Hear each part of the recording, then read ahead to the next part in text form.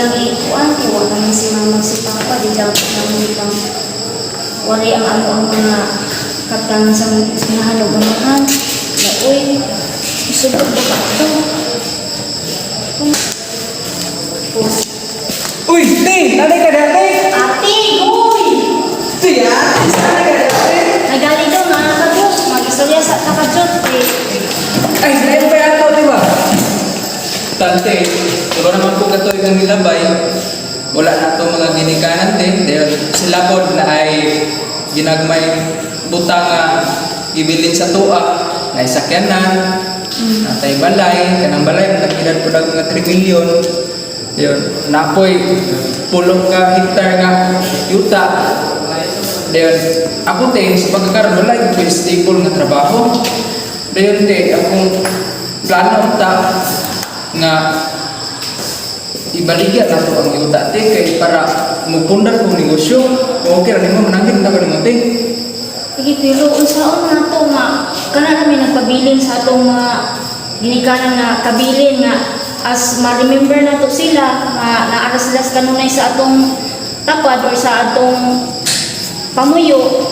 Unsaon na to, iwalay na to atong mga gamit, unsaon man na to, pagkakuan mamurag basig malait kung sila nga magsipapa nga basig wala sila ibili sa ato sa ilang pagkawala kunya ato ang gipagwalay atong mga gamit. Te, wala naman silang mga magpapate.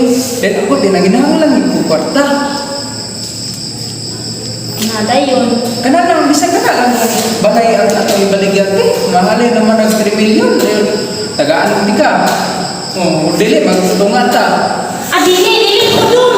Kay, ang si mamang si papa, importante kayo ilang mo ni sa ato nga, wala pa kagaw na una na. Hindi naman si mama si papa, te. Bisa na, wala pa kagaw na una ni mamang ni papa. Ay, wala pa ka nagbrauna. Nako, kayo mo pang wala na ko kwarta. Basta dili ko musugot, matgaan mo ito na pamaagi. Mangita na ikaglayan trabaho. Sa may trabaho na ko, te. Nga wala ka mag-eskwila. Nabuang ang guru ka. Problema na nanay mo. Kana.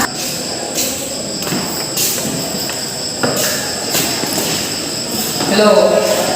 Naano ko dali ano yung kay husay tanin niyo, maminaw ko sa inyo ang mga storya kay mag para ma-okay mo duha.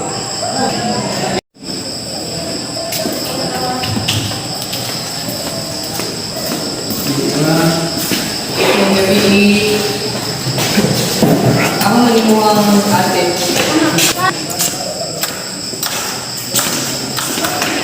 Yung gabi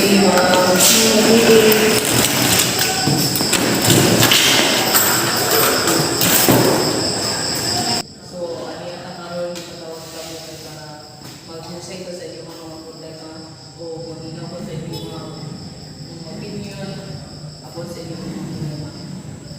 So, karoon, una ko lang paminaw ang mga point case. Since ikaw man ang ate, ikaw ang magsabot. So, ikaw ang sabihin mo mga story sa inyo mga pag-away. Kumuha ng problema, mas gusto na ko baligyan ako. Yuta dahil balay kay ako nagalisod ko kung mag-eskwela, naglisod ko pangitag trabaho yun, wala na akong source of income. Pero si ate, dili mo sugot na si ate. Muna ka, problema ma'am. Ikaw maati, nakasabot ba ka sa explanations mo mga sa inyong problema o sa inyong away sa may mga istorya ko? Nakasabot na ko niya, ma'am, pero mas iyatagan lang na ikutan siya ko ang memories ko sa mga pinikanan ba, yung sa nila pagkabot, yung sa nila pagkuha, yung sa nila pag ihaguan nila ang sa mga kanak na mga property niya. Ang ala ang kasayo-sayo nga, ibalikya sa akong iso, manili ko musukod na ang ala ng kadali, mawali niya, ilang hinaguan sa una niya. Kanang balwabol ko to sa ako ama, isip sa kamakulang, kaya nakasinati ko sa ilang kaiso sa una. Katong isang wala pa na siya na tao, ma'am. Problema mag-ulit ikakbalong consider. Ngunit problema ni mo ikakbalong consider dahil usap ba, namin ko ibahin na tumata ng mga properties na na. Pero di ba ka masukot nga, patay naman itong ginikanan. Kabalo. Tungkol na kay balwabol sa imo ha?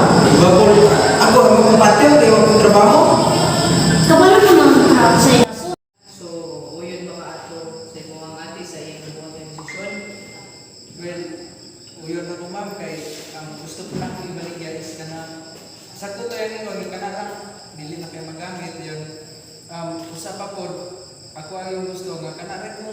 Igo ko makapukod ng negosyo. Negosyong gamay. Dayon.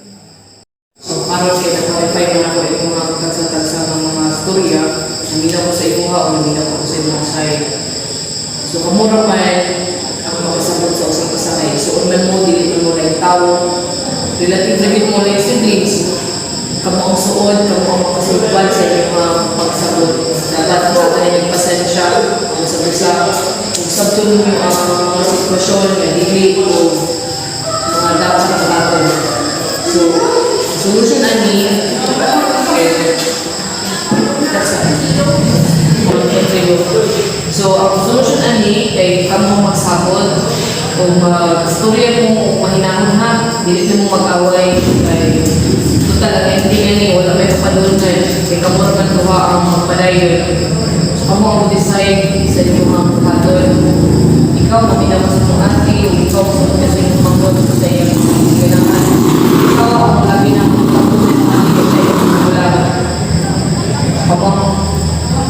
kamu ang desisyon sa inyong mga kanon.